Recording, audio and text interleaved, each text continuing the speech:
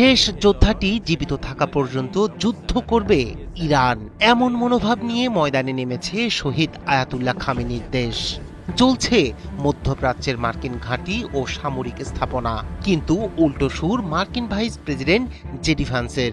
জানিয়েছেন দীর্ঘমেয়াদী যুদ্ধে জড়াতে চায় না ট্রাম্প প্রশাসন, তবে সময়কে কৌশল হিসেবে ব্যবহার করার কথা ভাবছে ইরান।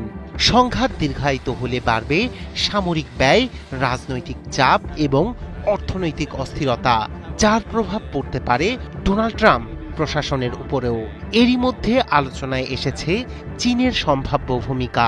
চীনের কূটনৈতিক সমর্থন কিংবা সরাসরি আধুনিক সামরিক প্রযুক্তির সহায়তা পেলে সংঘাত আরও জটিল ও দীর্ঘ হতে পারে, আর তখন মধ্যপ্রাচ্যের যুদ্ধ রূপ নিতে পারে বৈশ্বিক শক্তির নতুন প্রতিদ্বন্দ্বিতায়।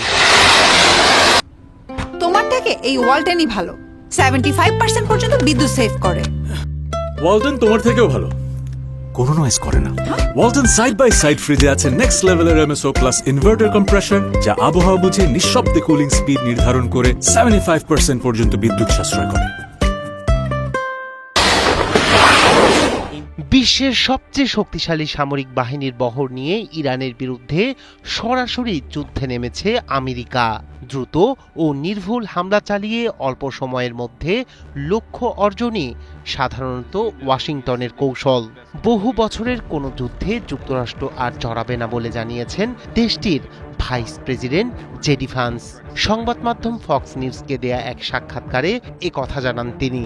দীর্ঘমেয়াদী যুদ্ধ মানে বিপুল অর্থনৈতিক ব্যয়, দীর্ঘ সময় ধরে সেনা মোতায়েন এবং অভ্যন্তরীণ রাজনৈতিক চাপ বৃদ্ধি। অন্যদিকে ইরান সরাসরি বড় যুদ্ধের বদলে সময়কে কৌশল হিসেবে ব্যবহার করতে পারে বলে মনে করছেন বিশ্লেষকরা।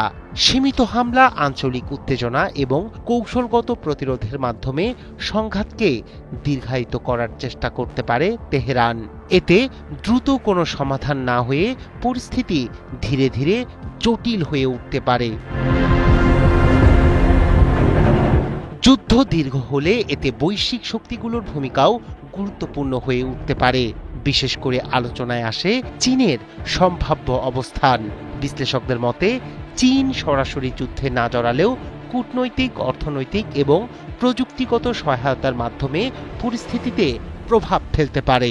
যদি ইরান চীনের কাছ থেকে আধুনিক সামরিক প্রযুক্তি বা উন্নত অস্ত্র পায়, তাহলে আরও জটিল হতে পারে যুদ্ধের গতি প্রকৃতি। উন্নত ক্ষেপণাস্ত্র প্রযুক্তি, ড্রোন বা প্রতিরক্ষা ব্যবস্থা ইরানের সক্ষমতা বাড়িয়ে দিতে পারে বলে ধারণা করা হয়। এতে সংঘাত দীর্ঘায়িত হওয়ার সম্ভাবনাও বাড়তে পারে এবং আঞ্চলিক নিরাপত্তা পরিস্থিতি আরও অস্থিতিশীল হয়ে উঠতে পারে। ফলে ট্রাম্প প্রশাসনের ওপর বাড়তে পারে সামরিক চাপ।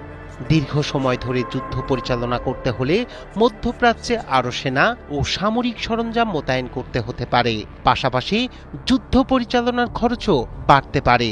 অর্থনৈতিক দিক থেকেও চাপ তৈরি হবে।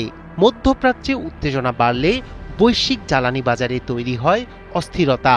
তেলের দাম বৃদ্ধি, আন্তর্জাতিক বাণিজ্যে অনিশ্চয়তা এবং বৈশ্বিক বাজারে অস্থিরতা, এসবই বড় অর্থনীতিগুলোর ওপর প্রভাব ফেলতে পারে। রায়হান কবির শুভ্র, ৭১।